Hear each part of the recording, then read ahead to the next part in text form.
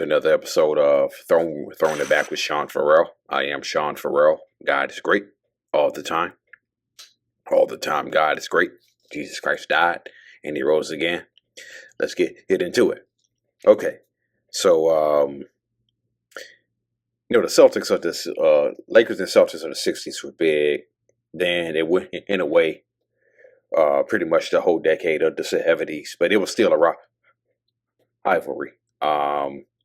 Then it was reborn again in the '80s with Larry Magic. Then it went away. It was still a rivalry, but it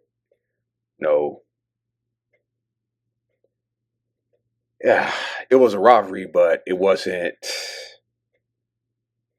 as big. Okay, then it came back again with the latest version of the Lakers. Kobe, Powell, Phil Jackson. Of course, you had Rondo, Garnett, Pierce, Allen. Okay, and I was reading a book, the NBA 75th anniversary, and it had a title. It said Best of Enemies, Lakers and Celtics Part 1, which was the 1960s. Lakers Celtics, Best of Enemies Part 2, 1980s. Lakers and Celtics, Best of Enemies Part 3. Obviously, the new millennium version of the Lakers and Celtics, okay? And I'm gonna get to Pacers and Knicks in a second, okay? But lost in the Lakers-Celtics rivalry was the final game that was played at Boston Garden in 1995 between the Lakers and Celtics, okay? They were going to close down Boston Garden after the season. And Boston Garden was closing. So, and you may wonder, what does Nick Van Exel have to do with the Lakers-Celtics rivalry, okay? Well, I just mentioned how the Lakers played the Celtics in the final game in Boston Garden in 1995, right? And Dino Raja had just had a putback that put the Celtics up, okay? And Nick Van Exel wrote his name in the Boston-LA rivalry, right? Okay? He wrote his name in the Boston-LA rivalry by doing this at the end of the game. Shoot that thing right at the basket. Writing his own name in the great Boston-LA rivalry, Van Exel capped off the Lakers' final game ever at Boston Garden with an unforgettable shot. Ball is into Van Exel. He fires and the counter goes. It worked! He caught the ball with his back to the basket. He had to turn while in the air. He had to make sure he got the shot off before he came down because he was going to land on the out-of-bounds line. One of the greatest shots in Boston Garden history. I never hit a shot like that, but I can always envision myself as hitting the game winner at a shot like that, or even longer. I can always see that happen. Game, baby. Just like that. That's how it happened. I'm out of here. To players like this. Okay, so that's how Nick Van Exel figures into the Lakers and Celtics rivalry. I think it's one of the forgotten shots of the Lakers and Celtics rivalry. But to cap off your final game ever at Boston Garden by hitting a shot like that, yeah, I think you pretty much wrote your name in the Lakers and Celtics rivalry. Okay, it's forgotten. Okay, but Nick Van Exel, I guess you can say quietly, wrote his name in the Boston-LA rivalry because that shot is pretty much forgotten, despite the fact it was the last game the Lakers and Celtics played in Boston Garden, right? So, speaking of rivalries, you know how the Celtics-Lakers rivalry got renewed in the early part of the new millennium, or in the late part of the new millennium, okay? So I think the Pacers and Celtics.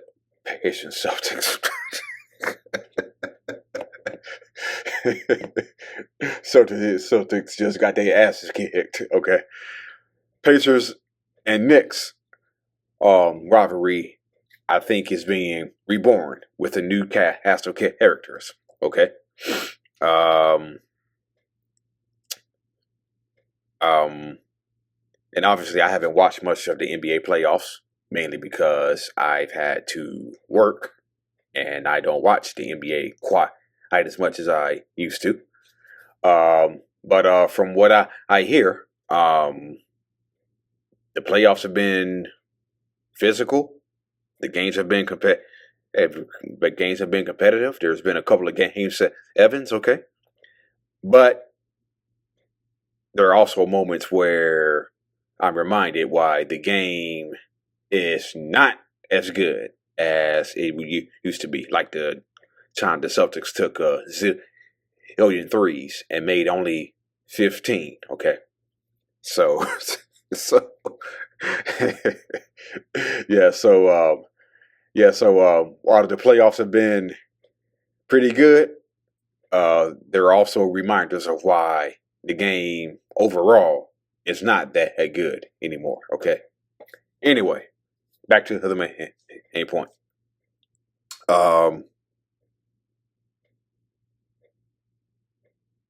So Pacers and Knicks first met in 1993. Okay.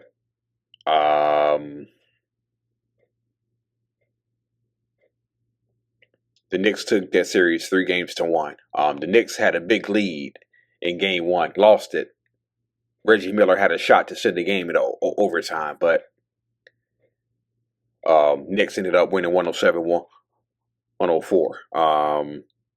Now it was reversed in game two, where the Pacers had a big lead and the Knicks were the ones who had to come back and win it.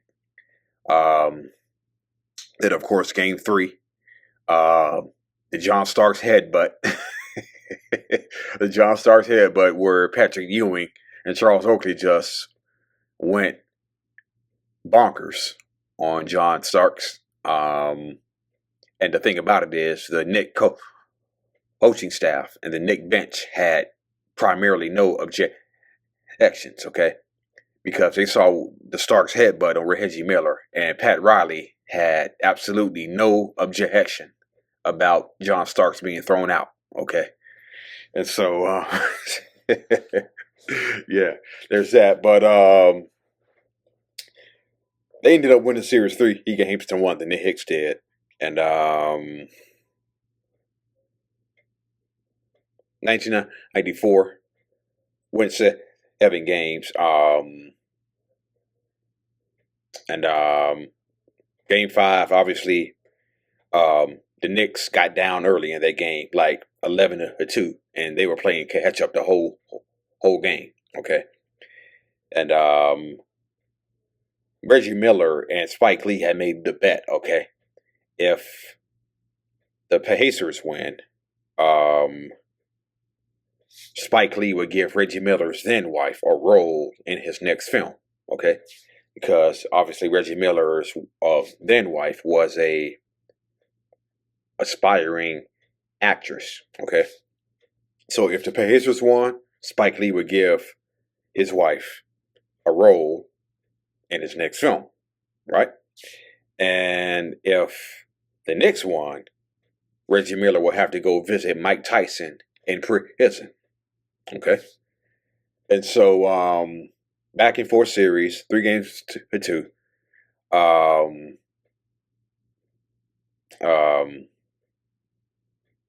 The Madison Square Garden crowd started chanting "Cheryl, Cheryl, Cheryl, Cheryl," in reference to Reggie Miller's sister, Cheryl Miller. And so,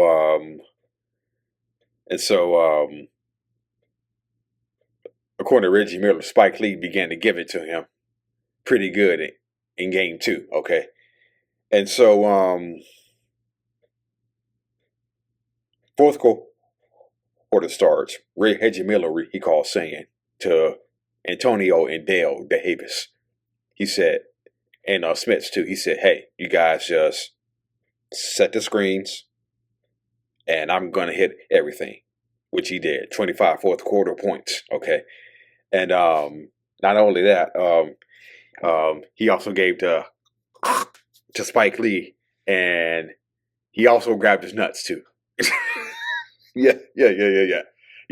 I think that's the part they did on show. Reggie Miller gave the choke sign to Spike Lee, and then Reggie Miller grabbed his nuts. Right.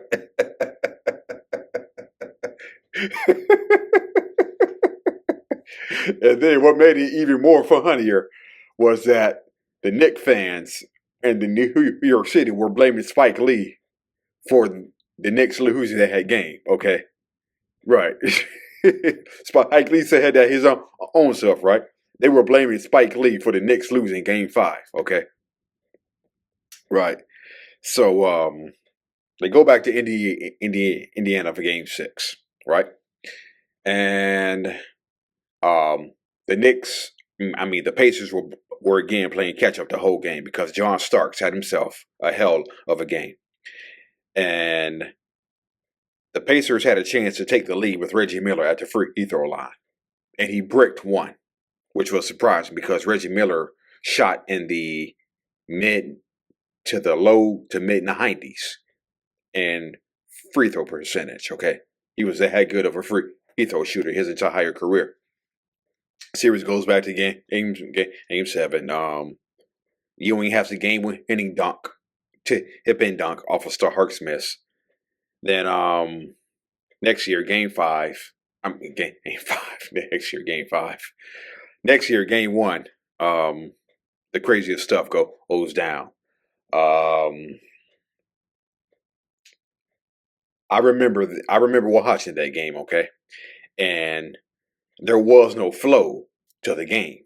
There was no flow to the game. When I say game flow, when I say flow, like consistent action, moving up and down the court without a whistle being blown. And there were so many whistles being blown during game 1 that not only did the players and the coaches on both sides recognize it, but the fans recognized it too. And the fans, just like the players, were so fed up with the pace, with the way that the pace was going, the pace of the game was going, that the Madison Square Garden fans started chanting, "Let them play, let them play, let them play, let them play," because whistles were being called like every other time down the court. And so the fans were started chanting, "Let them play." Okay. And there were a lot of technical fouls, a lot of scuffles, but I think the main one, which hurt the Knicks, I believe happened in the third quarter. Antonio Davis went up for her rebound. He got the rebound, went up for her shot, and then he was fouled by then he was fouled hard by Derek Harper. And apparently Antonio Davis did not like the fact that he was fouled hard by Derek Harper, because after Harper fouled him, Antonio Davis kind of gave him a shove in the back, okay? And what happened was this. I believe they threw out Antonio Davis and Derek Harper too, okay? Yeah, I believe they threw both of them out. I know Derek Harper got thrown out, okay? Because I know Derek Harper got thrown out. I do remember that. But I believe they also threw out Antonio Davis too, okay? So, the Knicks are up 105-99. Obviously, Reggie Miller hits two threes. But Derek Harper being thrown out of the game was pretty critical because of this. After Reggie Miller hit the first three to cut it to 105-102, Jeff Van Gundy talks about this. He says, Derek Harper, our best inbounds passer, has been thrown out of the game earlier. Now we have our worst inbounds passer, Anthony Mason, taking the ball out. And of course, Mason threw it right to Reggie Miller, who appropriately stepped back and hit another three. Sam Mitchell doing one of the dumbest things and fouling John Starks, okay? But it may have been a bit of a good thing, because Mark Jackson talked about this because he got traded to the Pacers from the Clippers before the 95 season, right? Mark Jackson said, we watched Jahan's eyes, and he wanted no parts of those foul shots. And John Starks missed them both. He missed them both. Patrick Ewing grabs the rebound. He misses it. Reggie grabs the rebound. He's fouled. And Reggie Miller said, Reggie Miller, he called that. He said, why are they fouling me? And then Jeff Gundy was like, how can he foul in that situation? We have got to be smarter than that. They found one of the best free throw shooters in the NBA too, in Reggie Miller, who made them both. Okay, so the Knicks take the ball out. They have no timeouts left. Okay, which is the big thing. And Anthony comes down the court. He stumbles. Game over.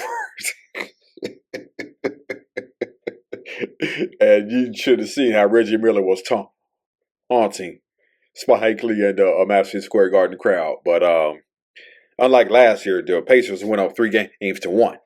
Okay.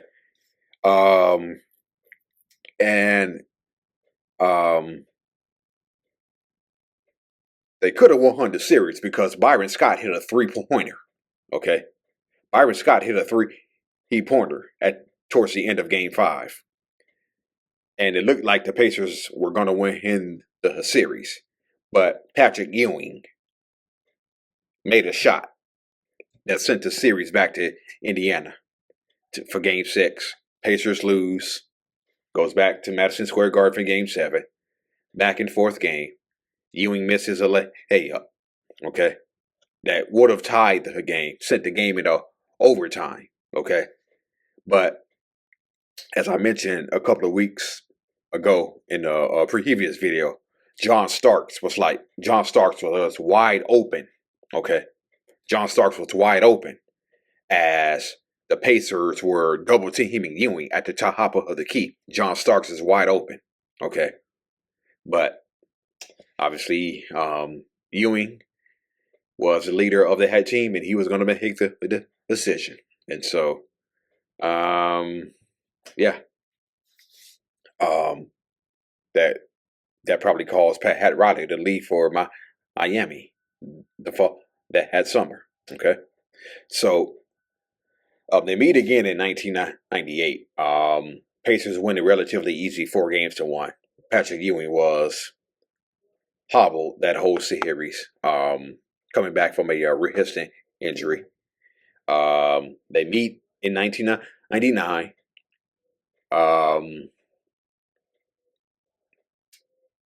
And that's the famous Larry Johnson 4-point play. Okay.